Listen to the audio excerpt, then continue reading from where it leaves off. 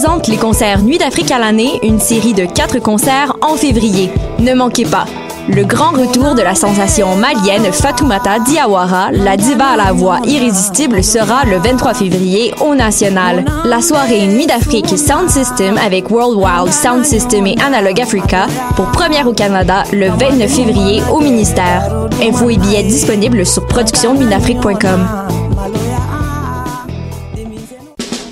Les productions Nuit d'Afrique vous invitent à la plus grande vitrine des musiques du monde à Montréal, les Silidars de la musique du monde. Venez découvrir 36 groupes tous les mardis et mercredis au club Balatou jusqu'au 16 avril. Participez au concert vitrine gratuit et votez pour vos artistes coup de cœur. La 14e édition des Silidars de la musique du monde à découvrir sur silidar.com, Facebook et Instagram. Du 14 au 19 février 2020, le festival déjanté de la diffusion alternative, le FOC-OFF, est de retour à Québec pour une 6e année consécutive.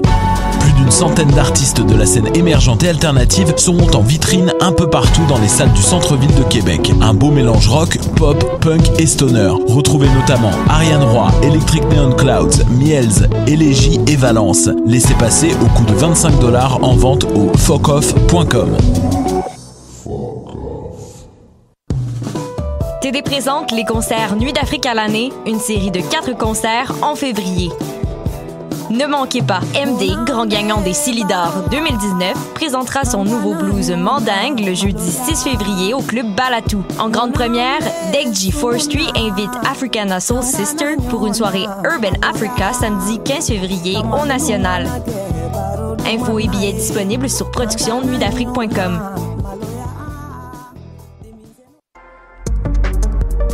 Vivez l'expérience immersive du SATFest à la Société des arts technologiques jusqu'au 28 février. Les meilleurs courts-métrages 360 degrés réalisés par des artistes d'avant-garde à travers le monde. Découvrez le programme sur sat.qc.ca.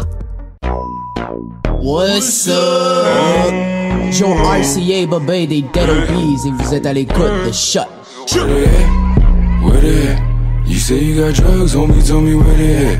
Where you at the...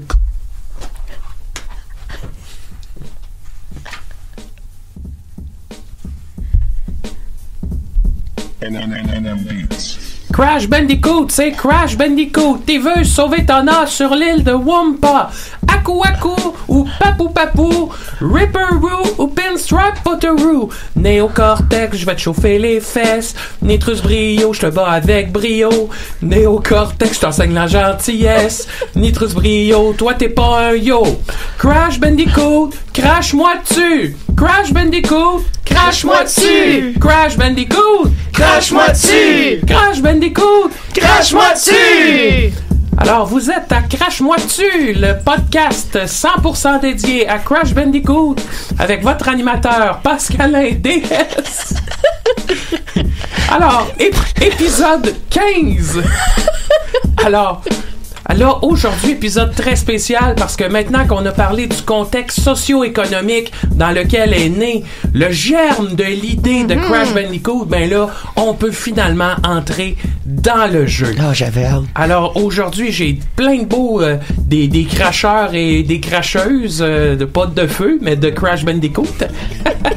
Alors, je vous les présente tout de suite. On a avec nous...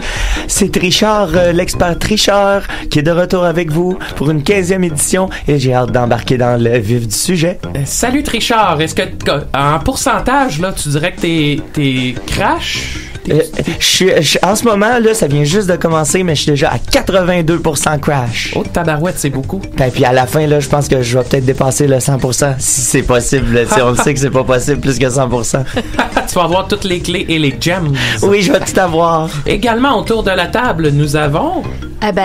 c'est Linda, là, je comprends pas trop. J'ai su hier, en fait, que c'était crache-moi dessus, donc je me suis préparée à temps, là, mais Pascalin, c'est nouveau pour moi, là. C'est nouveau. Toi, tu devais penser que c'était sur les relations de couple j'avais dans lesquelles les plein gens de se crachent choses dessus. préparées. Ça sera la semaine prochaine, j'imagine. Il y a peut-être moyen d'entrer ça dans quelque part. Également autour de la table, nous avons... Luigi. Ah, Luigi, comment est-ce? C'est que je dis que je suis pas italien. Ah oui, ben non, ça va bien, ça va bien. C'est un nom italien, mais il y a rien qui marche. Ça va très bien, écoute. 14e Saint-Valentin seul, d'affilée. On n'est pas déçus. On n'est pas déçus.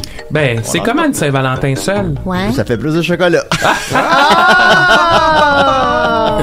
Et ben voilà. Ben, j'ai pleuré beaucoup. Également autour de la table, finalement, nous avons...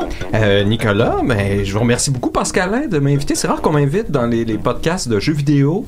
Pourtant, j'aime ça, les jeux vidéo. Puis ah là, oui, t'es les fan? CDR retournent plus mes appels, fait que je suis content de revenir à la radio un peu. Eh On dirait qu'ils t'aiment pas bien là-bas. On a Ben, un je pense mot... pas, non. Il n'y a rien qui me fait dire ça. Ben, ils sont toujours en train de te niaiser. C'est mitigé. Ah, vous avez C'est l'impression? mitigé. Moi, j'avais l'impression que non. Même les gens sur Facebook, là, ils se moquent de toi. Hein? Ben voyons donc, non, c'est Ta impossible. tête en forme de pinotte. Ben non. Ben oui. Il Facebook, ça t'appelle existe pas. le Guinantel de Décideret. Oui. Ah, non, ça va trop loin. ça, je mets la barre, là. Alors, crache-moi dessus! C'est parti! Peut-être monter la musique un peu, là, pour, Ah, ben oui. pour qu'on s'imprègne, là. Yeah. Hey, c'est bizarre, mais je reconnais pas c'est quelle chanson, ça? C'est celle du début. Ah, c'est ça, c'est le menu, hein? C'est celle du début. Alors, ben, je propose qu'on se lance tout de suite dans le vif du sujet. Comme j'ai dit, on va se lancer aujourd'hui dans l'univers de Crash Bandicoot. Alors, je vous ai préparé un peu un résumé du scénario du jeu. Je pense que c'est important Oui. de bien se lancer. Est-ce que la musique est trop bonne? Ah, mais non, mais j'avais On remonté, est mais correct. bordel. C'est correct. Ouais. Bon, ok. Des fois, je suis pas sûr. C'est entraînant. On va avoir de la misère avec la musique. Ben, c'est pas grave. Non, mais c'est... Ça fait juste 10 ans que je fais ça. Non, mais c'est une musique entraînante.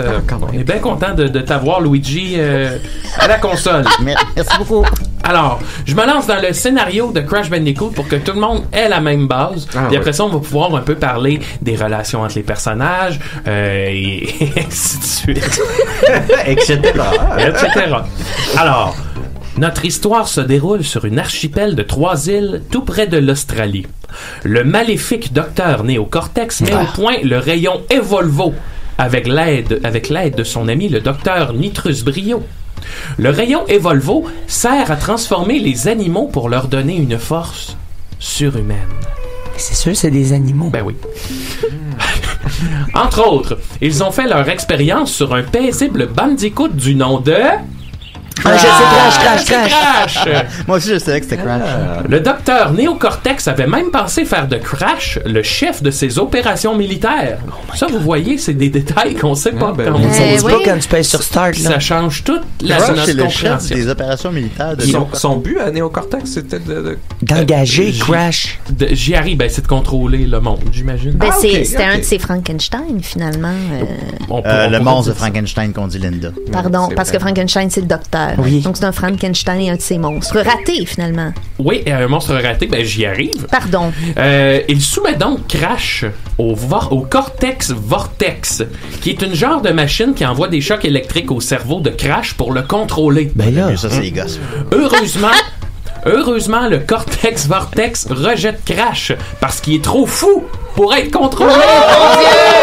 C'est un peu pour ça qu'on l'aime, Pascalin. Hein? Ben, c'est un peu ça, c'est sa folie. On l'aime. Le docteur Néocortex chasse donc Crash de son château en le lançant par la fenêtre. Et ça, c'est assez drôle. C'est assez drôle. Ah, tu sais, parce qu'on classique. sait qu'il est pas mort, c'est assez drôle. Je pense que dans le prochain épisode, l'épisode 16, on pourrait lancer Nicolas par la fenêtre. Oui, oui. Recréer. à Faut l'expérience. attendre à l'épisode 16. Ah, t'as bien raison. Après avoir jeté Crash par la fenêtre jusque dans l'océan, le docteur Néocortex entreprend de transformer Tana. T-A-W-N-A. Bon. Une autre bandicoot qui est aussi la nouvelle amie de Crash. Crash se réveille sur la plage de Insanity et entreprend son voyage pour vaincre le docteur Néocortex, nettoyer la pollution et sauver Tana, sa nouvelle amie. Oh, c'est pas mal de buts. C'est trois beaux Tant trois qu'à gros se buts, déplacer, là. on va faire du travail. Acheter le cancer avec ça, peut-être. Heureusement, Crash est aidé par Aku Aku, un masque sorcier aborigène qui le protège du mal. Pour ceux qui ont joué, vous vous souvenez, là, c'est des fois on brise une boîte puis un petit masque qui nous suit. Quand t'en as un deuxième, ses plumes deviennent orange et jaune, et quand t'en as un troisième, C'est- tu ça, deviens invincible. Ça, c'est beau, ça. Ce qui est un peu l'équivalent de l'étoile dans Mario Bros. Ah. Vous vous souvenez? Fait Oui. qu'il y a de la magie et de la science. Exactement. Ah, hey, excuse-moi, Pascal, on a un appel. Ah, un appel. Ben, on fait pause et on vous revient vraiment avec l'intrigue du jeu. Oui, crache-moi dessus. Ouais, c'est quoi l'affaire, là? Hey. Moi, il y a personne à mon podcast, là, en ce moment, là. Hey, Bertrand! Comment ça va? Ben, ça va pas bien. C'est Bertrand d'Anjou. Allô, Bertrand. Allô, Bertrand. Il y a personne en veux-tu une, là, en ce moment, là? Je suis seul. On te l'avait dit que Pascalin faisait son podcast aujourd'hui. Ben oui. Ben oui, je te l'avais dit. Ça passe après, moi. Ben, il l'avait dit avant. Là, moi, là, un spécial sur Sonic, là. Sur le film de Sonic? Non, on fait c'est Crash-moi dessus qu'on Ben fait, oui. c'est Crash Bandicoot. Pascalin, tu te souviens-tu, je t'ai mis au monde? Oui, je me souviens que tu m'as tout enseigné. Puis là, tu me chies de même, là, tu me craches dessus. Ben, c'est le nom du podcast. Ça a pas de bon sens, là. Ben, écoute, moi, je peux bien t'inviter, Bertrand, si tu veux, ou si t'as une petite chronique, je sais pas, je veux bien te donner un espace sur mon podcast, crache-moi dessus. Ouais, j'en ai une chronique. Ouais, ben, ouais, donc, t'écoute. Sur Mario Bros.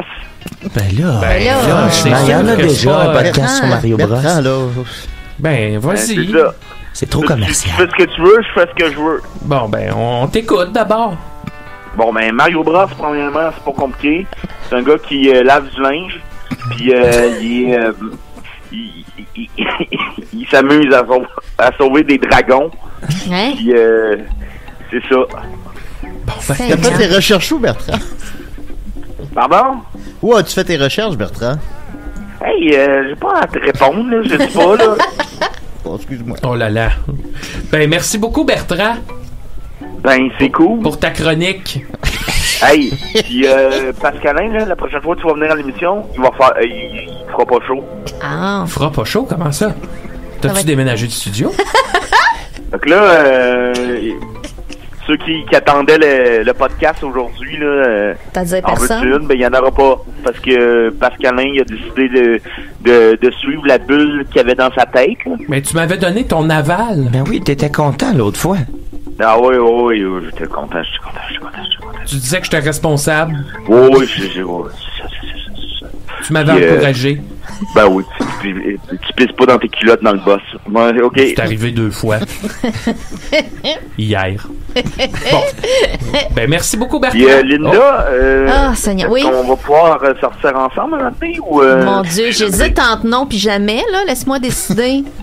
Ok, je te reviens ok, pas. c'est cool. Ok. Hey, on dirait que j'ai bâti un empire sur de la boue. Sur de la boue? Ouais. Mais c'est pratique, Seigneur. ta vie. Tu peux bâtir pas mal de choses avec ça. Faites-les votre podcast. Ben, merci. Merci, Bertrand, de ton aval, hein. C'est... On va aller en amont de toi, on va te dire ta gueule, puis bye. Oh là là, Linda. Non, mais c'est parce que un moment donné, Bertrand... Ben, Bertrand, là, faut qu'on te parle. Que ben, gars, quand vous allez sortir de choc, là, je vais être là. On va jaser. OK, on a super hâte. Ça pourrait que j'aille des outils avec moi. Ben voyons. Bon. Ça sonne presque Ben, comme merci des beaucoup, menaces. Bertrand. Merci, au revoir. Mais le pire, c'est qu'on avait plein de dates où on aurait pu le faire. Il a décidé de le mettre en Ben même oui. temps Ben que ton oui. podcast. Ben oui. Je sais. Ah oui. Hey, d'ailleurs, j'ai une grande nouvelle à vous annoncer. Oh. Pour le prochain invité, on va avoir de la grande visite pour parler avec nous de Crash Bandicoot. On va avoir Karine Vanasse. Hey! Je savais pas qu'elle crachait. C'est une grande cracheuse et Wow. elle va être avec nous pour parler parler de comment les trous ont été créés dans le jeu. Ah. Hey! C'est Ils ont particulier. juste rien mis. Fun. C'est très niché. Ah ben ça, on très verra. niché. Oh, on a un autre appel. Bon. Crache-moi dessus. Je le prends vraiment pas, hein. Oh my God! Ouais, là, Bertrand. Il aurait crashé. Non, il voulait le dernier mot. Bravo. Bon. Hey, Fait qu'on je vais- était rendu à Je vais l'histoire. continuer avec l'histoire. Alors oui. là, on se souvient, on a Crash qui est protégé par Aku Aku. Alors, Crash se ferait un chemin sur l'île de Insanity où il doit faire une balade à dos de sanglier Classique. et affronter Papou Papou, un chef aborigène local. Il saute alors sur l'île de Wumpa où il doit affronter Ripperoo, le kangourou fou, qui porte une camisole de force, ainsi que Koala Kong, le koala le plus musclé du monde. Crash arrive enfin sur l'île Cortex, la 3e et dernière île. C'est sur cette île que sont détenus les animaux cobayes du docteur Néocortex. C'est aussi là que se trouve la centrale qui donne l'énergie au château de Cortex. L'usine est d'ailleurs responsable de toute la pollution de la région puisqu'elle laisse écouler ses déchets radioactifs dans l'océan. Franchement. Ce qui détruit toute la flore avoisinante.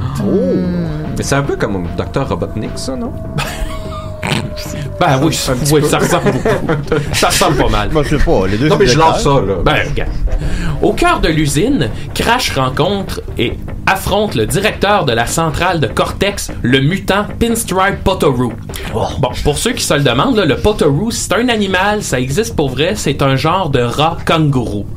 Alors, je vous laisse fermer les yeux puis vous faire l'image mentale. Non, j'aime pas le avec ça, non. Trop peur. Avec sa mitraillette, Pinstripe est finalement jeté par la fenêtre par Crash. Je sais pas si vous voyez l'effet miroir. Parce qu'au début, il s'était fait lancer par la fenêtre. Il s'appelle Crash. C'est ça. Et vu que Pinstripe Potoroo est partout avec sa mitraillette, il endommage le cœur de la centrale de Cortex, qui est ainsi détruite, entraînant l'arrêt de la pollution. Objectif numéro 1. Fait que ça prend des mitraillettes pour arrêter la pollution.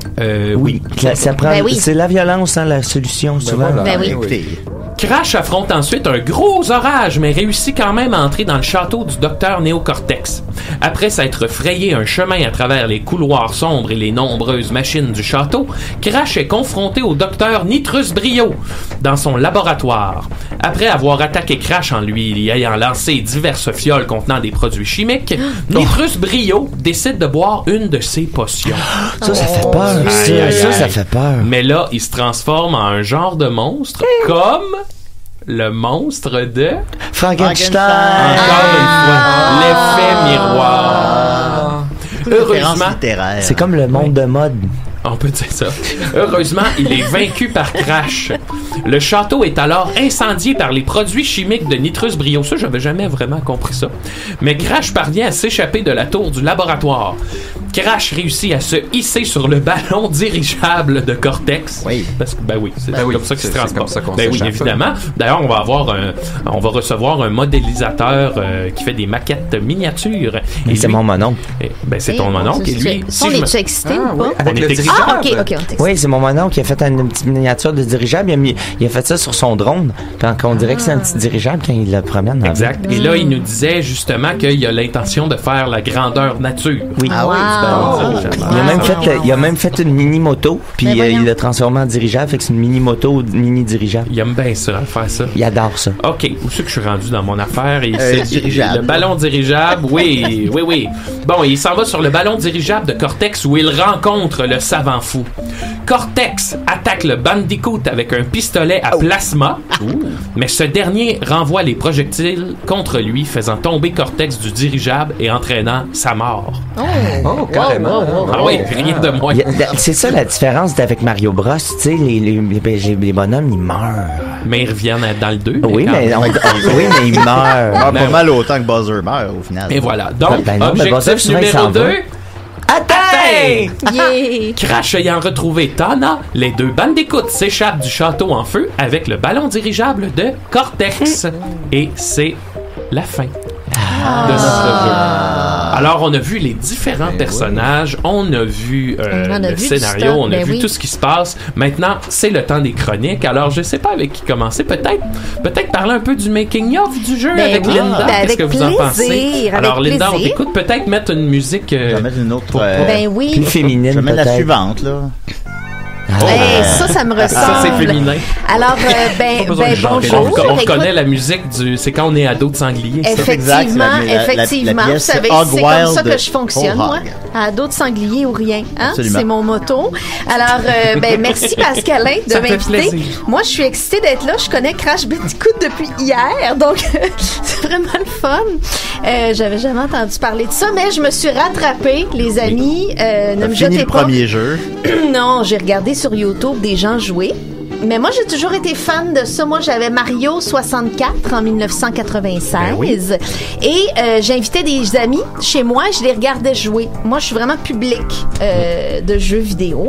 Alors, j'ai regardé pour vous le making-of de Crash Bandicoot. Yes. Yes. Alors, On va beaucoup apprendre des d'informations pour vous. Hey, moi, je suis un cruchon vide, là. Pas plus que moi, Pascalin, aujourd'hui. Alors, Crash Bandicoot. Alors, ça a été conçu par deux créateurs de jeux vidéo qui avaient le goût de faire quelque chose de nouveau. Alors, ils ont fait la route en auto de Boston à Los Angeles où ils s'en allaient faire du développement. On est en 1994, présentement. Deux jeunes pleins de rêves. Plein de rêves et plein d'ambitions Comme qui n'avaient nous pas autour de la besoin table. de beaucoup de sommeil. Donc, ça, c'est parfait pour faire des jeux vidéo.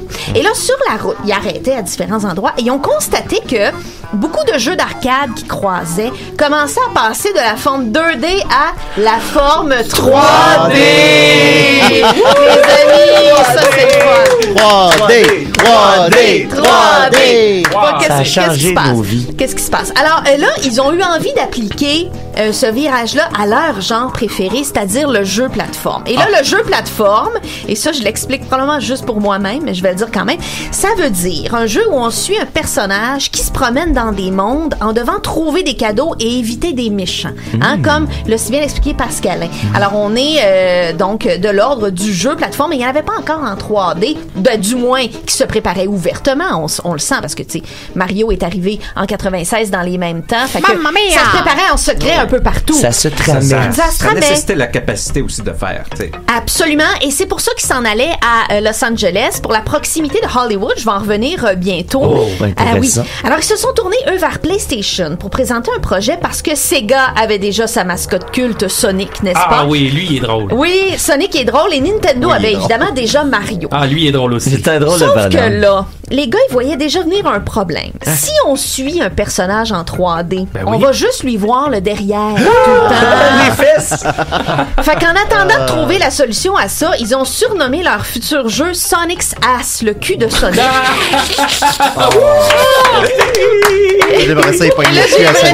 Et là, j'ai vraiment écrit sur ma feuille, puis il devait se trouver bien funné, mais je vois que le public est là. Il avait raison. Je mangerais son petit anneau. Alors après ça, ils ont trouvé 3 solutions au problème de juste voir le cul de leur personnage. Alors, ils ont décidé premièrement de montrer le personnage de face au tout début du jeu. Il se réveille sur la plage, puis on y voit la face. Là, il est un peu assommé. Ça, j'ai vu ça sur YouTube. Et ensuite, ils ont décidé de faire des niveaux en 2D pour qu'il y ait quand même une certaine familiarité qui soit encore là pour les joueurs. C'est vrai. Hein? Surtout là, il doit sauter en hauteur. C'est surtout en 2D que ça se passe. C'est vrai, je m'en souviens. Et surtout, ils ont décidé de faire des épreuves où le personnage court vers l'écran. Quitte à ce que ça soit mélangeant. Les épreuves de la grosse boule d'Indiana Jones. Ça, c'est mélangeant. Au début, j'avais peur. Je pensais que Crash allait me sauter dessus. Oui, tu penses qu'il va sortir de l'écran? Mais une fois que tu t'habitues à ça, tu peux tout faire, n'est-ce pas? Bon. Sauf regarder en avant. C'est vrai. Alors pour le personnage maintenant de Crash. Alors, ils ont arrêté leur choix sur le Bandicoot et je pense que Nicolas va nous parler j'ai beaucoup à dire là-dessus. Il a beaucoup à dire là-dessus, donc je m'arrête là-dessus. Et ils s'en sont inspirés à environ 50%. Le reste étant des modifications venant de leur imagination. Puis il y avait des contraintes aussi, évidemment, on va en parler. Ouais, c'est pas très réaliste, vous allez voir. Ben, c'est ça. Alors, ils ont profité de leur nouvelle proximité de Hollywood, parce qu'ils étaient à LA maintenant, n'est-ce pas? Pour faire appel à des artistes visuels qui pourraient créer des nouveaux décors vraiment dignes de la Tasmanie, là où se situe l'action, la fameuse île proche de l'Australie dont on parlait. Oh mon Dieu. Et le milieu naturel, ça, c'est pour notre héros, pour le Bandicoot dans la vraie vie aussi, c'est le milieu naturel. Donc, ils se sont dit, on va se faire des beaux décors, vraiment, ça va être magnifique. Et ils ont jugé que faire ça sur une série d'îles, reclus, mystérieux, c'était vraiment le meilleur endroit pour que le méchant, j'ai oublié son nom. Docteur Néocortex. Bon, pour qu'il Il y a un puisse jeu de faire mots ses là-dedans, mais moi, je vais en expérimentations. parler dans ma chronique. Oh, Bon, mon je Dieu, laisse ça, des Julien. belles Regardez surprises. comme on se chevauche bien, tout le monde. Ah, mon Dieu, non, je voulais pas dire ça. Alors, et je glisse une petite parenthèse sur le personnage de Tana.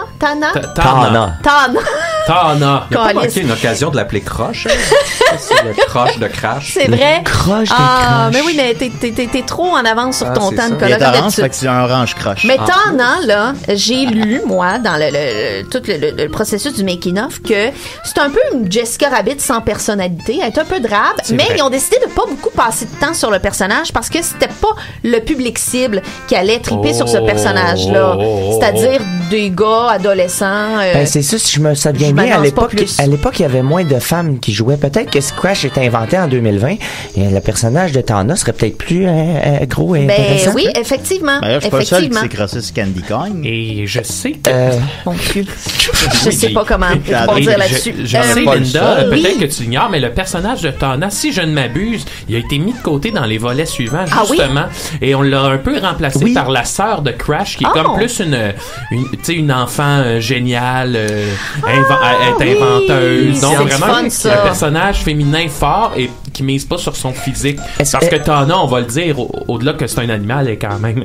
Mais ça, c'est le fun, c'est ce chaud. genre de personnage-là. Moi, je pense à un jeu que j'ai beaucoup aimé regarder mon chum jouer. Puis je sais que c'est pas le volet le plus populaire, mais c'est... Oh mon Dieu, comment ça s'appelle? C'est le 10e. Laser Sweet Larry. Non. Final Fantasy. Final Fantasy X. Ah, c'est Et puis, bon. tu sais, il y a toujours le personnage de la petite skateuse. là. Bon, ils ont Oui, tous des oui. décolletés dégueulasses qui ont pas de crise d'allure, mais il y a toujours la petite rebelle. Riku. Oui, Riku. C'est Riku, je Elle est là pense que parce oui. qu'elle est bright, puis tu sais, C'est elle Riku. s'en fout. Puis tu sais, c'est vrai que c'est le fun des personnages comme ça. Ouais. Plus que la Jessica Rabbit. Est-ce peut voler, qu'on pourrait dire que Crash Bandicoot évolue au même rythme que la société? On pourrait le dire. Oui, C'est ben, un Mais là, ça a miroir, évolué. hein. Juste si on regarde Tomb Raider, Lara Croft à l'époque de 97 puis aujourd'hui. Oui. ils ont- C'est ça. Ils ont complètement changé l'approche. Ah, ben C'est ça oui, qu'on ben, fait le il faut, podcast on n'a pas le aussi. choix. Ben pas le oui, choix. oui, C'est pour ça absolument. qu'on s'y tient à jour. Ben oui. Alors, pour ce qui est maintenant, on va parler techniquement donc de la couleur orange de Crash. Alors, c'est sachez vrai. que c'était pas nécessairement le premier choix des créateurs, Ah. mais au final, c'était pas mal ce qui restait de disponible après avoir éliminé les couleurs des autres personnages de jeux bien connus. Bleu et rouge. Bon, bien bon. Pris en compte le contraste à faire avec les couleurs vertes, terreuses, sombres des décors. Fallait que ça pop. Ben, c'est vrai, on est dans le jungle. Ben, c'est ça, il y a plein de verdure. Ben oui, voilà. Et ils ont dû éliminer le rouge. Pourquoi? Parce que cette couleur-là avait tendance à baver dans les Ah oui, écrans je de me télé souviens. de l'époque. C'était pas beau du Très rouge à la bavant. télé. Dans C'est nos télés, vrai. c'est-tu cathodique? Oui, c'est ça. Cathodique, voilà. C'est vrai Oui. que ça- Et donc, il restait le orange d'intéressant. Et à cause de sa couleur orange, Crash, il ne traverse pas de classique niveau de lave de volcan. Ils l'ont essayé, hein. Ils l'ont essayé, mais on le voyait pas à travers la lave. Puis ça, c'est vraiment Je pas peux cool. faire un petit ajout. Ben, tellement. Ce qu'ils ont fait, au lieu de faire des niveaux de lave, ben, ils ont fait des produits chimiques Oui, verts. c'est Oh! ça. La pollution. C'est La la slime. Mais pollution. s'il n'avait pas essayé, Très il l'aurait brillant. pas su, ça. Il l'aurait pas su, Non, ça. Fallait qu'il teste. Mais ils ont- Parfois, il faut essayer. Ils ont testé beaucoup d'affaires parce que techniquement, c'était un exploit de sortir ce jeu-là. Le fait que les écrans étaient de faible résolution à l'époque, ça a aussi influencé le design de Crash. Alors, sa tête, elle est grosse pour contenir assez de pixels pour qu'on voit ses expressions faciales. Au début, il y avait une queue semblable à celle d'une queue de renard. Oh, moi aussi. Mais ça aurait été trop mince pour la résolution de l'écran. Fait que ça aurait juste fait un genre de flicker dans l'écran. Juste comme un genre de clignotement gossant, comme une ampoule qui a de la misère. Ouais, ouais. Donc, ils ont éliminé Pas de sa queue. queue. Pas de queue. Crash, il y a des gants, pas de doigts. Il y a des spots dans le dos. Il y a un chest plus pâle pour qu'on le voit bien bouger, même en petit. C'est pour ça. C'est pour ça que ça Oui. correspond pas très à l'animal. Mais il y a un vrai, exactement. Et il y a un minimum de texture parce que le PlayStation était pas très bon pour rendre la texture, mais C'est il vrai. était bon pour rendre, on va en parler tantôt, des polygones, des couleurs Ah, de polygones. oui, oui. Ça, il était bon. Mais c'est parce que, tu sais, le PlayStation, c'est 32 bits. On l'oublie souvent parce que c'est sorti en même temps que le Nintendo 64, qui est, lui, 64 bits. Alors, il y avait des limitations un peu plus Ah, grandes c'est que pour le ça, le Nintendo 64 dans le nom du... Mais je savais Nintendo pas ça. 64, Ouais, ça a ok. l'air que c'était pas. Mario 64, c'était du 32 quand même. Mais C'était juste un c'était un coup de pub, ça a 32 l'air. modifié, ouais, un petit peu. Mais ça, on pourra Mais en parler. parlons-en de modification, Ben, parce allez donc. que à l'époque, là, il y avait pas beaucoup de mémoire vive hein, pour traiter l'information. Ça fallait que ça soit sur un CD finalement. Hein. Mm-hmm. Ça, c'est le même espace que pour un concert de Noël d'Edmund Lotti. C'est pas beaucoup de contenu, comprends-tu? Alors tu me c'est fais pour ça. rire. Non, Pascal, ça fait Il plaisir aimait d'être le là. bout. Ben oui. Alors, il travaillait avec un nombre limité de polygones. Alors, les polygones, en gros, je l'explique sûrement aussi pour moi-même, mais bon, je l'explique quand même. Un polygone en animation, c'est soit un triangle, soit un quadrilatère qu'on attache à d'autres par les côtés. Ok. Mettons une pyramide. OK? Une pyramide, c'est 4 faces, c'est 4 polygones triangulaires attachés ensemble. Vous le voyez dans votre tête. C'est exact. Bon, si on veut la faire déplacer ou, mettons, s'étirer, on a juste à dire au coin de la pyramide d'aller dans d'autres positions sur l'axe des X et des Y. Je comprends. Et ça, c'est la façon la plus simple de faire On du comprend 3D. aussi, là. Et on fonctionne encore comme ça. C'est sûr que, bon, aujourd'hui, on a des millions de polygones par image. En comparaison, dans le premier jeu, Crash, il était fait de 523 polygones. Aïe, 523. Ça a l'air beaucoup. J'étais Ça a arrivé l'air au même nombre, beaucoup, mais que j'ai c'est pas compté beaucoup. aussi. Ça a l'air beaucoup, mais c'est vraiment peu. Et ils en ont mis beaucoup dans son visage pour pouvoir créer des expressions faciales, ce qui était assez révolutionnaire à l'époque. C'était pas juste un personnage qui se déplaçait. Il y avait des émotions, on les voyait.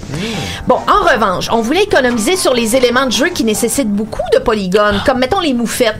C'est beaucoup de polygones pour ce que c'est. Alors, on a créé... On le dit souvent, oui. Oui, c'est vrai. Hein? Alors, on a créé les caisses de bois dans le jeu. Et ça, c'est magique parce que c'est juste 8 polygones, peu importe d'où tu les regardes, et ils peuvent contenir plein de choses tout en étant le fun à cracher, d'où le nom Crash! Ça, c'est dans mes trivia, Linda, mais je vais leur dire quand même. Oui, je vais leur dire quand même. Il faut leur dire, je pense qu'il faut l'entendre souvent. 6 faces, non? Ben, eux autres, ils le créaient de 8 triangles. Ouais, Parfait. mais je suis d'accord avec toi. Oui. Suppuété des quadrilatères. Je présume que c'est quand la boîte explose que là, ça soit les en morceaux 8 d'explosion. peut-être, là. Oui. C'est ma théorie, là. Et là, bon, l'autre défi, c'était de réussir à faire rouler le jeu dans le PlayStation sans que ça prenne des heures à loader chaque tableau. Et là, ils ont triché avec les polygones, n'est-ce pas, Pascalin? Tu peux en dire là-dessus, je toi? prends la balle au bon, Linda. Ben, en fait, c'est qu'évidemment, en plus que les décors ils ont vraiment mis le paquet sur les décors, hein. Il y a de la jungle partout. Oui. Alors déjà ça prenait comme beaucoup de mémoire vive. Alors, ce qu'on faisait pour réduire un peu le nombre de polygones à l'écran, c'est qu'il y a beaucoup d'obstacles visuels dans le jeu. Exemple, une colonne qui cache à peu près la moitié de l'écran de ce qui s'en vient. Et pendant que les éléments sont cachés par la dite colonne, ben, le jeu a pas à les loader. Ils ont pas à traiter cette information-là. Et aussitôt qu'on traverse la colonne, pouf, là, on embarque et ainsi de suite. Donc, ils ont réussi littéralement à tricher la console pour offrir un jeu magnifique. Vous allez voir plus tard dans ma chronique, j'ai un autre truc. Ils le font pas juste avec des arbres, hein, ils font aussi avec du brouillard. Vous allez voir. Mais ça, c'est le fun, ça. Ils ont eu plein de hacks comme ça. Je vous avoue que pour le reste des raccourcis techniques qu'ils ont pris, vraiment, j'ai rien compris. J'ai lu beaucoup, mais j'ai rien compris. Alors, moi, je vous invite. Paniqué que tu comprenais rien. Je comprenais rien. Alors, moi, je vous invite, si ça vous intéresse, à lire le blog du co-créateur Andy Gavin, qui s'appelle all-things-andy-gavin.com. Il parle de toute l'histoire de comment ils ont fait ça, lui puis son partenaire. C'est très intéressant, mais là, moi, j'ai une migraine à force d'en parler parce que je comprends pas. Alors, je vous laisse là-dessus, mes amis. Moi aussi, j'ai une migraine. C'est un plaisir. J'ai pensé à la même affaire, Pascal.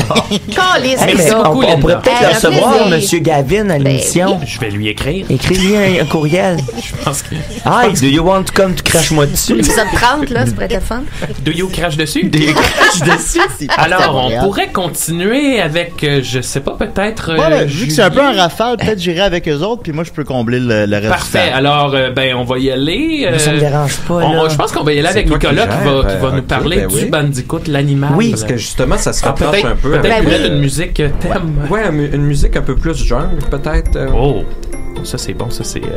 Ça fait jungle. C'est Road to Nowhere de Iron Music. Oh. Road to Nowhere, j'aime bien ça. C'est comme écouter Nicolas. Oui. On se demande où ça s'en va. Je suis content qu'on m'ait invité ici, justement, parce que parfois, tu sais, les jeunes, ils pensent c'est plate, la science, tout ça. Puis là, je vais vous montrer que la zoologie, c'est plaisant. La zoophilie. Quand on essaie de faire des arbres du vivant, ben il y a des controverses. Puis il y a une controverse à propos du Bandicoot, justement. Parce que, bon, Bandicoot, en partant, ça rejoint 20 espèces de marsupiaux omnivores. Puis tous les ennemis que tu as nommés tout à l'heure sur les îles, c'est tous des marsupiaux. Et les marsupiaux, c'est à 70% juste en Australie qu'on les trouve. C'est pas un Bandicoot en français. Là, fait que ça, juste le terme Bandicoot, tu sais, ça vient d'un terme indien, en fait. Il y avait des espèces de rats cochons en Inde que eux appelaient de leur langage, d'un langage de région, là, le Telugu, qui s'appelait des Bandikoku. Puis, ça m'a fait rire, excusez-moi. Quand les Britanniques ont pris ça, ils ont comme mal prononcé ça en disant des bandicoots. Fait que quand ils sont arrivés en Australie, ils ont dit c'est plein de bandicoots ici. Donc là, Crash lui-même. C'est ton accent anglais, ça?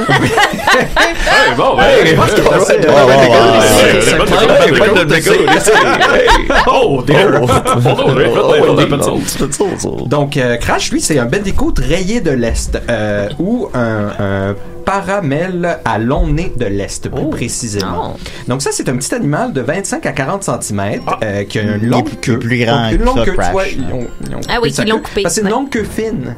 Donc là, ça, c'est dur. C'est ça, ça à flicker. modérer. Ça a un museau fin, allongé, puis il utilise ce museau-là pour chercher dans la terre, là, pour essayer de déterrer des insectes puis manger des vers de terre. Ah, il n'y a pas ça dans le jeu. Non, puis ça aurait été une c'est vrai, il y a aucun ver de terre. Tu étais très intéressant. Mais en même temps, c'est aussi le fait que pour toutes les mutations qu'il a fait, le fait de le mettre sur deux pattes, je ne vais pas rentrer dans les mutations. Un ver de terre, c'est 50 polygones. Ce serait très, très complexe de faire muter quelqu'un pour qu'il puisse se tenir sur deux pattes. Je sais pas si tu arrives, si tu as ça dans tes notes. Dans le jeu Crash Bandicoot, Crash se nourrit de pommes. Hein, c'est un peu l'équivalent des scènes dans Mario. Des wombats, des wombats, c'est ça? C'est ça? Ah, peut-être, c'est possible. Des wombats, c'est des grosses bébites. Alors, c'est pas ça. OK. En tout cas, je pense que c'est des pommes, mais est-ce que le Bandicoot dans la vie se nourrissait seulement d'insectes ou également de fruits? Non, mais peut-être qu'il y a il dit qu'il mangeait des vers. Peut-être qu'il y a des vers dans les pommes. C'est assez omnivore, en fait. Ça peut manger pas mal de vers, mais principalement, ça mange dans le sol. Des Woompas. Parce que, c'est intéressant aussi d'apprendre un peu plus sur les marsupiaux, tu sais, parce que c'est des mammifères, mais c'est une classe séparée de mammifères que pratiquement tous les marsupiaux ont des pénis bifurqués. Donc, mon grand-père avait ça, moi. Un pénis en fourche. Avec deux côtés. Ben oui, parce il y avait un petit accident de moissonneuse batteuse. Les femelles marsupiales ont deux vagins latérales. Oui. Donc, ils ont une seule ouverture, mais ils ont vraiment deux utérus complets. Donc, c'est pour ça qu'eux, ils ont des pénis bifurqués pour aller dans les deux. Ma grand-mère avait pas ça. La sœur de Crash Bandicoot a deux vagins. Comment qu'elle s'appelle? Tana. Tana a deux vagins. Elle a 8. Comme dans la phrase, elle a 8 deux femelles aussi. Ah, ben dans le jeu, elle a juste l'air d'en avoir deux. Mais là, elle a-tu ses règles en même temps dans les deux vagins? C'est ça ma question. Ben là, les deux sont fonctionnels. Les deux sont fonctionnels. Et supposons un peu coucher avec deux Crash Bandicoot. C'est la période de gestation la plus courte chez les mammifères. 2 secondes. C'est 11 jours. Wow! Fait qu'elle est engrossée 11 jours plus tard, parce que comme tous les marsupiaux... Ça veut dire son cycle menstruel est très rapide. Excusez-moi. Mais tous les marsupiaux, en fait, ont une gestation très courte parce que la plupart de la gestation... Exactement. C'est ça se passe dans la poche. Fait que il sort très tôt, puis après ça, il rentre, puis il va dans la petite poche. Puis là, il s'attache à la mamelle pendant un bon bout. Là, ça dure plusieurs jours. Mais ce qui est triste, c'est que les bandicoots de Crash, là, il n'en reste que 150. Ben non! Ben là, franchement, pourquoi personne ne fait rien? Parce que, bien évidemment, encore une fois, les Britannics, ils ont introduit des chats et des renards. Puis les chats et les renards, ils ont fait la passe à ça. Mais là, j'arrive au point intéressant. C'est plus que les deux vagins. Quand même, hein? On peut s'amuser avec la zoologie. Le pénis en fourche de Crash. C'est assez. Il me semble qu'il y avait quelque chose à utiliser dans le jeu. C'est un peu dommage qu'il ait passé cette occasion. Mais oui, c'est vrai. C'est pour s'accrocher. Oui, c'est ça. Dans le platforming. De liane en liane avec les deux pénis. La controverse, en fait, c'est justement dans la taxinomie, c'est que les bandicoots, ils font partie d'un ordre des marsupiaux qu'on appelle pyramélémorphes. Puis ça, il est là avec le bilby. Le bilby, c'est encore plus cute que c'est plate que c'est pas de jeu avec Bilby et Geneviève. Bilby, ouais. Puis là, c'est la question, c'est où est-ce qu'il devrait aller dans l'ordre plus général des marsupiaux? Mais je sais pas, moi. Parce que, écoute ça, non, mais attendez, là, c'est comme un puzzle. Là, il y a deux indices contradictoires. Tu sais, ce qu'on regarde quand on veut classer dans un ordre de taxinomie, c'est qu'on regarde, c'est quoi les traits particuliers qui ont évolué, puis ça se rattache à quelle branche dans l'arbre. Et là, il y en a deux types. Il y a le type de patte et le type de dents. Donc, le bandicoot, il y a 3 paires de dents différentes dans la mâchoire inférieure. Et ça correspond à du côté des Dacirumorphia. Donc, ça, c'est les marsupiaux carnivores, comme le diable de Tasmanie. Il y a ça. Donc, ce type de dentition.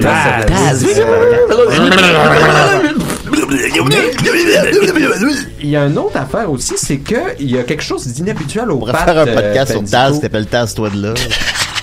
Non, on le fera pas, on le fera pas. C'est pas notre tasse. Le doigt dans l'engrenage. Le troisième niveau de spin-off.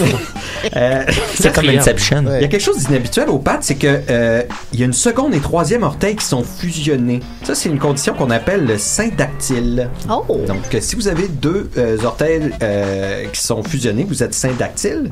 Et ça correspond aux diprotodontes. Ça, c'est des marsupiaux herbivores comme le kangourou, le wombat, le koala, le possum, comme qui sont d'autres herbimoraux.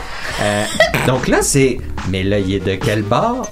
Parce qu'il y a quelque chose qui correspond à deux embranchements différents. Ah oui. C'est vrai. Donc là, ça s'obstine en zoologue, ça se chicane. Puis là, ça fait des guerres dans les départements de recherche. À cause de Crash? À cause de Crash. Crash voulait juste régler la pollution. Ces pattes-là, c'est trop rare. Ça n'a pas pu évoluer en deux tranches différentes. Ça doit venir de là. Oui, mais il n'y a pas de preuve que ça vient de là. Peut-être que c'est les dents qui ont évalué ça. Ils se font la guerre. Mais oui, ils se font la guerre. Puis là, même, les études récentes moléculaires, ils suggèrent rien du tout, en fait, que le Bendigo serait génétiquement loin de tous les autres marsupiaux. Ben voyons donc. Ben oui.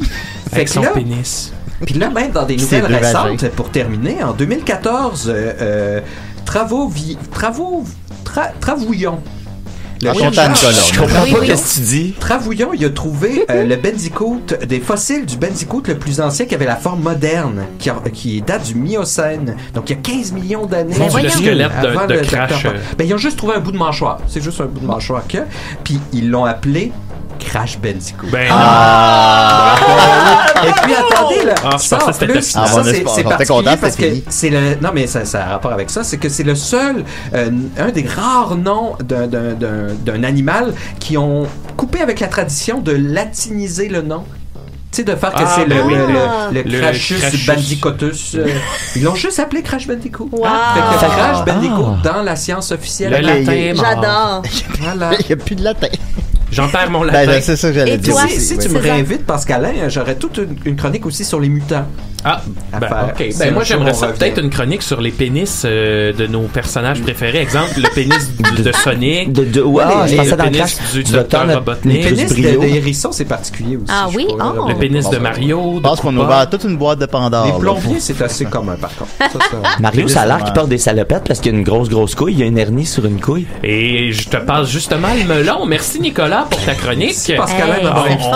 On va y aller avec Trichard qui va nous parler. Peut-être lui mettre une musique de Trichard. Ça a l'air un peu. On dirait que ça me fait peur un peu. On va mettre un autre. On est fiu. Ça me faisait trop peur.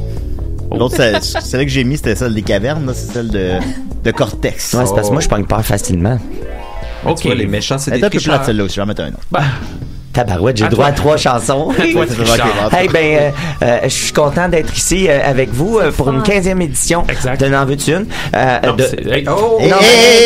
Excusez, c'est parce que j'ai ça en tête. J'ai ça en tête. C'est parce que ce que je veux dire, c'est que... ça, j'ai failli faire une crise de panique. C'est ça, quand je suis à N'en veux-tu une, c'est Bertrand qui nous impose les sujets d'habitude. Là, ceux qui sont là, qui sont déjà venus, vous le savez, on n'a pas le choix de faire ce que Bertrand nous dit de faire. Fait que ça, c'est un peu fatigant. Puis il veut tout le temps que moi je parle de cheat puis de glitch puis de triche là. Fait que là j'étais content avec ton podcast Pascalin. J'étais content de pouvoir faire une chronique sur le sujet de mon choix. Mais finalement c'était comme trop vaste. Puis là j'ai fait une petite crise d'angoisse puis j'ai décidé de faire une chronique sur les cheats et les glitches. Ça va être Crash Bandicoot. Ça va être un bon sujet. Tu l'assumes, tu le veux. C'est pas pareil. C'est que j'ai là mané, il y en a trop des choix. C'est comme à chaque fois que je vais au restaurant là, je prends panique. On rentre pas là-dedans. Excusez-moi. Là, tu manges les assiettes des autres, c'est super gênant. C'est rendu, j'amène mon lunch quand je vais au restaurant. Là, donc, je vais faire les cheats et les glitches de Crash Bandicoot Insane Trilogy. Ça, c'est fun parce que récemment, ils ont ressorti tous les épisodes de Crash dans un seul jeu que tu peux downloader là, sur toutes les plateformes de Play. Moi, je l'ai downloadé sur mon PlayStation 4. Techniquement, la saison 1 de Crash-moi dessus, c'était juste sur le premier volet, mais on va dire que je le sais, mais j'ai pas pu m'empêcher. Tu sais comment je suis quand je commence parler de quelque chose, là, je peux plus m'empêcher. Je pense que Karine Vanasse n'est pas là cette semaine. Ben, j'aurais pas fait ça devant elle, tu sais bien. Bon, OK. La semaine prochaine, promis, là, c'est juste Crash 1. C'est bon. Mais là, OK. Quand j'ai voulu faire les cheats, là, malheureusement, la première chose que j'ai lue, c'est que dans le premier Crash Bandicoot, dans Insane Trilogy, les cheats ont été désactivés. Hein? Ouais. Ça fait qu'on peut plus faire là, le célèbre triangle, triangle, triangle, triangle, X, carré, triangle, triangle, triangle, triangle, carré, X, triangle, O, triangle, triangle, triangle, O, carré, triangle, X, X, X, X, ni même le un petit peu moins impressionnant, mais quand même utile, triangle, triangle, triangle, carré, carré, carré, triangle, O, O, X, carré, carré, triangle, triangle, O, O, O, X, carré, carré, carré, O, triangle, O. Mais c'est pas grave. Je me demande si ça correspond au polygone pour le construire. Ah, mais non, c'est juste les touches que tu rentres dans. Les triangles. Ah, mais je pense que ça n'a aucun rapport. Pas de X dans les polygones. Pas ce polygone-là. Ouais, X. Ah, de l'antimatière. Ouais. Aïe, c'est intéressant. Je pense qu'on va trop loin. Oui. Mais donc, on peut pas faire ces codes-là, mais c'est pas grave parce que, comme on le sait tous, ces cheats-là nous empêchaient pas ces cheats-là, de toute façon, ils nous empêchaient de sauvegarder notre partie après. Puis, de toute façon, on en a pas vraiment besoin pour battre Néocortex puis Nitrus Brio. On est capable! On est capable, tout le monde ensemble!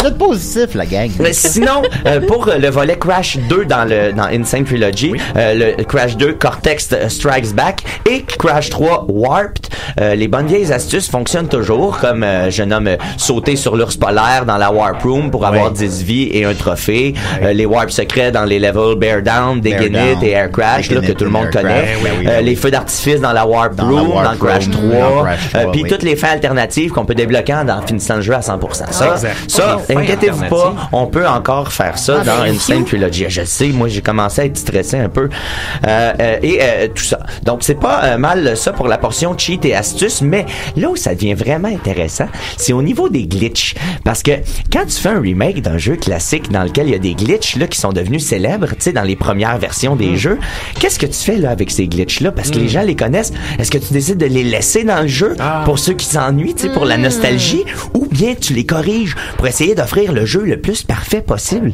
Ça, c'est une question que les créateurs ont dû se poser.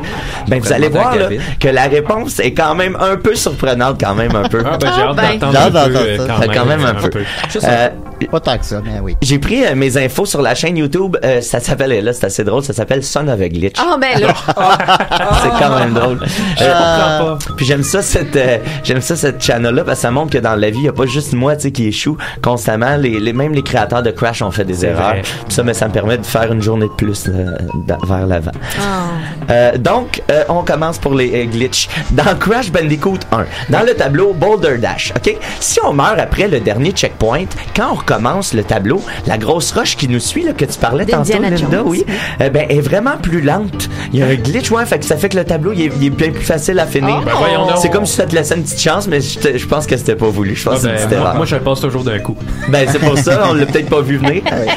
Ensuite, dans le tableau... Son of a Glitch. Son of a Glitch. Ensuite, dans le tableau Temple Ruins, c'est possible de mourir en même temps que de compléter le tableau. Ça, c'est si on saute, à la fin, il y a des chauves-souris qui apparaissent. Si on saute dans l'espace final, au même moment où les chauves-souris nous tuent, ben, ça fait qu'on meurt, mais le tableau est complété quand même. Sauf que là, ça fait que Crash, il apparaît pas dans l'écran de complétion du tableau. Ça m'est déjà arrivé? Oui. Puis le jeu est complètement crashé. Ça fait 15 épisodes de temps qu'on la sorte. Mais ça, c'est un petit tour que vous pouvez jouer à vos amis, là. Vous lui dites de faire ce truc-là. C'est comme si on était devenu invisible. Oui, mais là, c'est ça. Puis là, il est obligé de se lever pour resetter le jeu au complet, parce qu'il faut vraiment resetter le jeu. Fait que ça, c'est un petit truc que vous pouvez peut-être faire au Poisson d'avril d'un de vos amis. Qu'est-ce que vous feriez si vous étiez invisible, vous? Je jouerais à Crash Bandicoot. J'irais voler des Crash Bandicoot, puis je jouerais tout le temps. Moi aussi, je jouerais à ça. Ensuite, dans Crash 2 maintenant. Dans Crash 2, le tableau Heel Deal. Oui. Il y a des barreaux au plafond sur lesquels on peut s'accrocher comme, tu sais, pour marcher là au plafond comme avec ses mains. Mais quand vous faites un slide jump juste vis-à-vis la fin des barreaux, ça déclenche un glitch qui fait que Crash, il peut s'accrocher à des barreaux invisibles partout dans le tableau. Puis là, tu peux promener partout dans le tableau sans toucher au sol. Là. Je vous le dis, c'est pas mal drôle de le voir flotter. Là. C'est sûr. Puis même des fois, ça fait un peu peur. Des fois, moi, ça me fait peur. On doit penser à une force quelconque. Oui, c'est fou. Malheureusement, ça sert à rien d'autre, là, tout ça, mais je vous le dis, là, ça a l'air pas mal fou. Vous irez voir ça. Oui.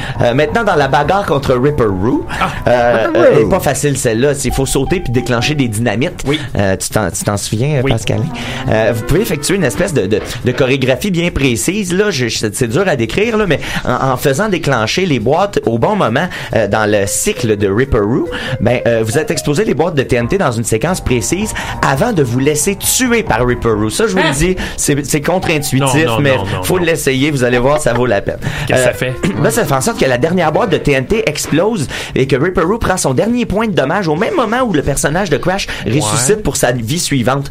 Fait que là, qu'est-ce que ça donne droit? Ça donne droit à une scène assez rigolote où est-ce qu'on voit Crash qui célèbre sa victoire, même si Ripper Roo, lui, est encore là, en train de sauter, comme s'il était encore vivant. Mais Ripper Roo est complètement noirci et enfumé, comme s'il avait explosé. mais moi ça me fait un peu peur parce que c'est comme si c'était un zombie dans le fond. Il faut se suicider aussi. Non, mais le tableau est quand même complété. Après un certain temps, Crash va s'élever puis le tableau est complété. Ça glitch, oui. Dans la bataille contre Nitrus Brio, ensuite, si vous sautez sur la glu verte, là, comme tu parlais tantôt, là, dans les potions, à l'exact moment où la glu verte apparaît, ça fait glitcher le docteur Brio, puis là, il se met à vibrer dans tous les sens, là, très, très rapidement dans l'écran. Ouais, ça aussi, ça me fait un peu peur, par exemple, mais ça aussi, ça fait crasher le jeu. Je l'aime, je le trouve bon. Ensuite, Crash 3. C'est dommage que Karine Vanasse soit pas là. Elle manque un bon épisode. Oui, elle a très près, là. Crash 3 maintenant. Contre le boss Entropy. Si vous lui donnez du dommage et que vous tombez dans le trou immédiatement après, quand tu reviens, Entropy est invisible et intouchable. Pas très pratique, hein, dans le fond, parce que c'est un peu comme faire crasher le jeu. Ouais, non, mais là, on peut pas. Comme l'Entropie qui est invisible et intouchable. C'est vrai. C'est parce que vous l'aviez trouvé bonne la première fois. Non, mais là, ensuite, dans le tableau Unbearable, on chevauche pas un sanglier dans celui-là, on chevauche un ours polaire. Oui. Et si on tombe dans un trou spécifique, Crash il meurt pas, puis on continue à suivre le tableau, mais comme en dessous du sol. Puis à un moment donné, la moitié du corps de Crash réapparaît au travers du sol. Puis là, il y a les deux bras puis la tête dans les airs, puis il a l'air complètement zozo. Puis là, avant un moment donné, Crash il se fige. Puis là, il a l'air immobile, mais si tu laisses le jeu rouler, tu vois qu'il lève un petit peu tranquillement. Puis si t'attends 5 longues minutes, Crash va complètement disparaître de l'écran. Peut-être un dernier tricheur pour laisser. Oui, j'en avais. Oui, quand je parlais tantôt, là, le brouillard, là, tu parlais de ça tantôt, là, que c'est pour sauver des polygones. Oui, je m'en souviens, j'en ai parlé. Dans le tableau Snow Go, si tu le fais en time trial, arriver à la plateforme pour passer à la deuxième partie du tableau, si tu pèses sur Start au moment où tu touches la plateforme puis tu recommences le tableau, tu vas recommencer au début, mais le jeu, lui, pense que tu as transféré de zone. Fait que là, la première partie du tableau que tu refais est toute dans un brouillard vert. Puis là, ça m'a fait trop peur, là. C'est ça. Puis là, puis c'est ça, j'avais trop peur, fait que j'ai arrêté de jouer à ce moment-là. J'aurais fait pareil. Puis sinon, là, un petit dernier truc, là, parce que je dis des trucs pas très utiles, pour avoir le maximum de vie. Quand vous avez un début de tableau, où est-ce qu'il y a des vies, il y a 1, 2, 3 vies, puis il y a même un tableau spécial, là, vous le savez, il y a un tableau spécial, le Castle Machinery, où il y a 27 vies au début. Mais là, tu prends les 27 vies, après ça, tu sors de la partie, tu sauvegardes, tu reloads, et puis là, quand tu reviens dans le tableau, les vies sont réapparues, et t'as encore ton compte de 27 vies. Fait que si tu le fais 3 fois, là, t'as presque le maximum de vie. Puis on le sait, Crash, c'est pas facile, hein? Non, c'est pas facile. Puis pour que tu fasses ça, pas besoin de faire crasher le jeu. C'est épuisé un peu. Alors, on va y aller avec Luigi pour la fin de l'épisode qui a fait un petit trivia. J'ai fait un petit trivia. Ben, tu sais, tu connais évidemment, Pascalin, l'importance que cela Crash dans ma vie. Oui. J'avais passé 6 mois enfermé dans ma chambre. Je parlais plus à personne. J'avais plus d'amis. J'avais envisagé de m'enlever la vie. J'étais très malheureux. C'est vrai. Puis là, j'ai commencé à jouer à Crash. Oui. Puis, finalement, j'ai découvert que j'étais un furry. Puis là, j'ai découvert toute une communauté. Puis je me suis fait plein d'amis. Puis c'est là que je vous ai rencontrés, d'ailleurs. Oui, je m'en souviens. Oui. Ben, je suis content. C'est le fun. On pensait que c'était un Comic-Con, nous autres. Non, c'est la communauté. C'était dans un party de furry. Puis on s'est rencontrés. Puis on était tous en Crash Bandicoot. Tu t'en rappelles? Ils ont-tu du sexe, les furries, ou c'est juste... Je pense que c'est une forme de sexe sans avoir de coït. Ouais, j'étais tombé là-dessus une année sur Internet. Là. Ouf. Bon, ben, on t'écoute. Ben, c'est là qu'on s'est rencontrés. Oui, je m'en souviens. Ben, c'est ça. Je m'en souviens. Je tournais sur moi-même comme Crash. C'est bizarre. Alors, ben, j'ai ramassé beaucoup de... J'ai ramassé beaucoup de trivia sur Crash Bandicoot, des petits faits là, comme ça. C'est plus didactique, là, mais je vais d'abord avec... savez-vous quel est le Crash Bandicoot le plus vendu de la franchise? Le 3. C'est Crash Bandicoot. Ah, c'est le premier! Effectivement. Crash commence avec la perfection. Crash Bandicoot s'est vendu à 6,8 millions d'exemplaires au PlayStation 1. Ensuite de ça, Crash Bandicoot 2 s'est vendu à 5,1 millions d'exemplaires. Quand même. Et Crash Bandicoot 3 s'est vendu à 5,7 millions d'exemplaires. Quand même. Hey, plus de 16 millions de Crash vendus. Et je vais en profiter de l'occasion pour vous parler aussi des ventes de Crash Team Racing. Lui, s'est vendu à 2,2 millions d'exemplaires en faisant le 37e jeu de PlayStation le plus vendu. C'est pas pire. Et Crash Bash, que je sais que mon ami Maxime aime beaucoup, s'est vendu à 1,9 millions d'exemplaires en faisant le 45e jeu de PlayStation 1 le plus vendu. Il n'y a plus de saut métier. C'est correct. 45, c'est pas tant, là, sur ça. Mais en tout cas, bon. Et quel est le jeu de PlayStation le plus vendu pendant qu'on y est? Final Fantasy 7 ou Gran Turismo? Final Fantasy 7 est le deuxième. Gran Turismo est le premier. Wow! Ben voyons, Nicolas! C'est pas vrai que t'es un esti niaiseux. Ben oui, Gran Turismo s'est vendu à 11 millions. C'est ça que j'ai entendu. Gran Turismo s'est vendu à 11 millions d'exemplaires. Final Fantasy 7 à 9,8 millions d'exemplaires. C'est bon. Gran Turismo 2 s'est vendu à 9 millions d'exemplaires. Tekken 3 à 8,3. Harry Potter and the Philosopher's Stone, ça doit être un peu moins bon quand même. Oui, hein? C'est vendu à 8 millions d'exemplaires. Tomb Raider, le premier, à 7,1 millions. Le cheat. Final Fantasy 8 à 7... Avec le cheat. Final Fantasy 8 à 7 millions d'exemplaires. Crash Bandicoot à 6,8. Tomb Raider 2 à 6,8. Et en terminant, Metal Gear Solid en 10e position, c'est vendu à 6 millions d'exemplaires. Ce sont les jeux de PlayStation 1 les plus vendus. C'est des bons jeux. Quand même. On y allait avec la réception critique des jeux. Alors, Crash Bandicoot a un métacritique de 80%. Alors, j'ai jamais eu ça à l'école. J'aurais cru qu'il y aurait plus élevé que ça quand même par rapport à l'impact que ce jeu-là a eu. Sur une génération. Mais je pense que le reproche principal qu'on lui fait, c'est sa difficulté. C'est très dur. Ben, il est très dur. Je les ai refait dans le temps des fêtes, là, 1 an ou 2, puis Crash Bandicoot 1, là, combien de fois vous avez fait le tableau avec sur un sanglier sur un pont? Là, j'ai fait ça 17 000 fois, moi. Mais ça m'a pris sérieusement à peu près 100 essais avant de le finir. Il est dur. Il est dur. Puis je vous le dis, dans Insane Trilogy, ils ont rendu ça encore un peu plus difficile. Ah oui, ben c'est là-dessus que je l'ai fait. C'est quoi les différences qu'ils ont fait? Je m'en souviens pas, mais je sais que c'est un peu plus difficile. OK.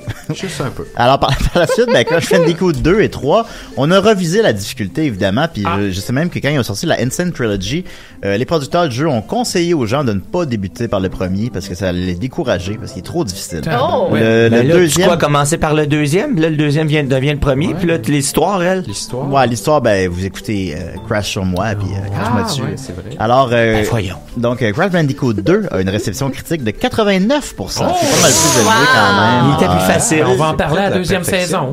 Oui, je suis en train de brûler les ponts, mais là, pour la saison 3 déjà, Crash Bandicoot 3, lui, s'en tire encore mieux avec un métacritique de 91%. Ce qui en fait le Crash Bandicoot le mieux reçu.